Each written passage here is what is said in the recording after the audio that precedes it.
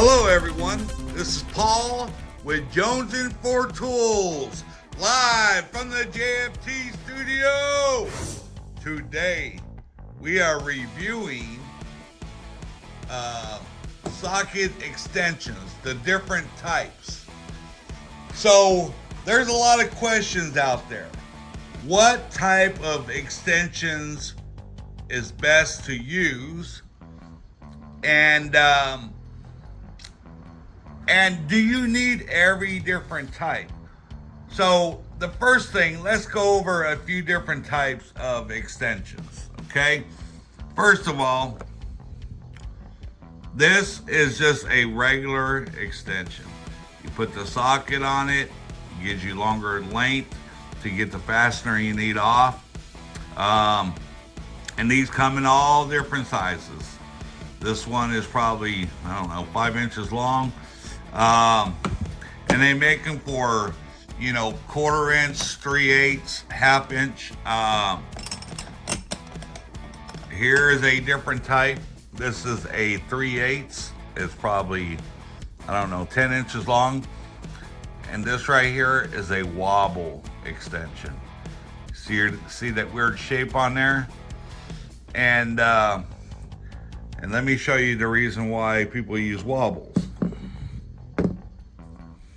All right, let's see if I can do this one-handed. Looking through the camera. Hold on. All right, so here is an example of a wobble extension. So the thing about the wobble is that you could do a little bit different angle with the wobble. See, you have this movement in here, and that might just be all you need to get around something in order to get something out, a fastener loose, or installing a fastener. Another type is this flexible one. And see, the thing with this, see, it flexes. Let's see how much it flexes. This is just a 1/4 inch, but actually it flexes quite a bit. And it works. Okay, so you got the standard, you got the wobble, you got the flex, and you also have this other one, but I don't have it. It's called a Wobble Plus. And let's take a look at what that is. Let's get this off here. We'll just get a different one. So a Wobble Plus, let me look for blah blah blah. That's a great one too. There we go. All right. So a Wobble Plus has two capabilities. One, it's a wobble, and two, when you put the socket on here, it has that wobble effect. But they're built a little bit different, and you can push the socket even further back, and then it'll just turn into a straight extension. Okay, and that works because you got both the wobble and the regular one on the same one. The only problem is when you have the socket on here, and let's say you want it straight, but as you're getting the fastener off, for some reason it slips back and now it wobbles, and you may not want it to wobble, or vice versa. You have it on the wobble and you put it on the fastener, and then you accidentally push the socket further on the fastener and it pushes it back. Now it locks, and then it no longer wobbles. So I don't know. I haven't used them that much. I don't have none personally, so I don't know. I just see what people say about them. My preference is just a regular extension, okay?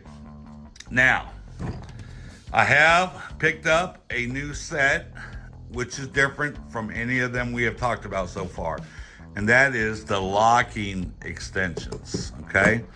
And the reason why I picked up a set of locking extensions is because I'm considering buying a a magnetic, a set of sockets that are 1/4 inch, and they're magnetic, and I will use them for doing interior work, like under the dash, where you have to go through a bunch of wires and stuff.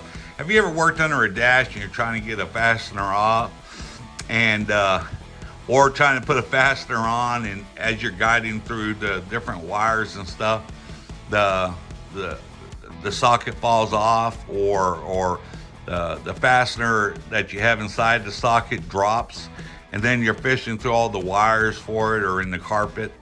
And I was watching a fellow YouTube channel. Matter of fact, this guy right here, KDTX Tool Reviews, and he was reviewing the Sonic Tools 1/4 inch shallow magnetic impact socket set. He did this video 5 months ago, but I just looked at it a week ago or so, and I liked the idea of magnetic sockets to hold the fastener in. Okay, but the problem is when you have a strong magnet and you got your fastener, and let's say you put the socket in there, and you get the fastener started, and you pull back, the magnet stays in. You know, the socket detaches from the extension, and then depending on the situation, it might be hard to get your socket back out of there because that magnet is so strong.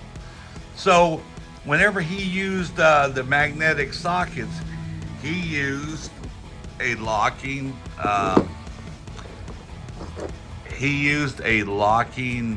extension, and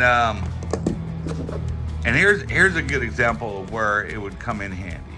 So let's say you're getting out a spark plug, okay? And some of these spark plugs, you know, you have to go way down in there to get it. Well, sometimes, especially on the older sockets, like, let's see, I have one here somewhere. Where is that old? Oh, here it is, right here. With this old type of spark plug socket with the rubber boot in here, sometimes when you're installing the spark plug, and you got it tight and you pull back, that rubber boot sticks to the spark plug, and you pull it out, and all you got is your extension. So in the past, what I did is I just took some tape and I taped the socket onto the extension, okay? But now I don't have to do that with these locking extensions.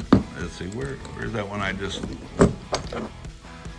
All right, so here, and this is how they work. So right now, this won't separate. This small one, this 3-inch won't separate from the 6-inch one. But all you gotta do is lift this collar up. Lift this collar up, and you can pull it out, okay? And this locks the two extensions together. So in the case of the spark plug with the locking extension, I'm able to pull my socket and extension out together.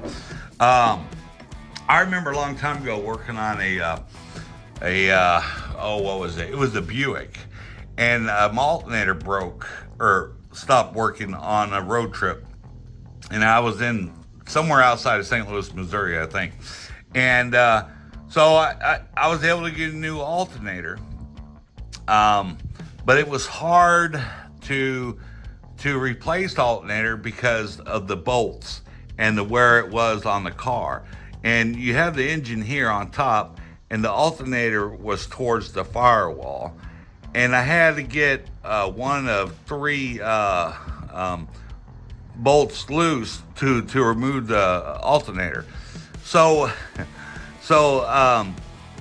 I had to do this long extension setup to go from the driver's side of the firewall all the way across the back of the engine and hook on to the alternator and unscrew the fastener, okay? But the problem is my extensions kept on coming unloose, and it was a pain to set it all back up until I got some duct tape and I taped it all up, and then of course they worked. If I would have had these locking extensions back then, it would have made the job easier. So I've been resisting getting them. But since I'm going to buy a set of those magnetic sockets, the 1/4 inch ones, I have to find a set of locking 1/4 inch. But I couldn't find a deal on them. The only deal I could find was on these 3/8 locking extensions, and I just got these in. This is Nico. There's part number 00295 Alpha. A 3-piece set. What's it say? 3, 6, and 10 inch. Yeah. And I got these on Amazon. They were $17.97. Okay. But I'm looking for a 1/4 inch set, but I want to buy a deal. I don't buy nothing unless I can get a deal on it. So if you guys know of a good deal on a 1/4 inch locking extension, leave it in the comment.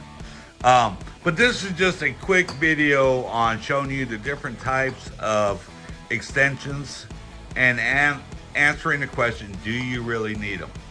And the bottom line is if they help you complete a job quicker and more efficient, is it worth the cost?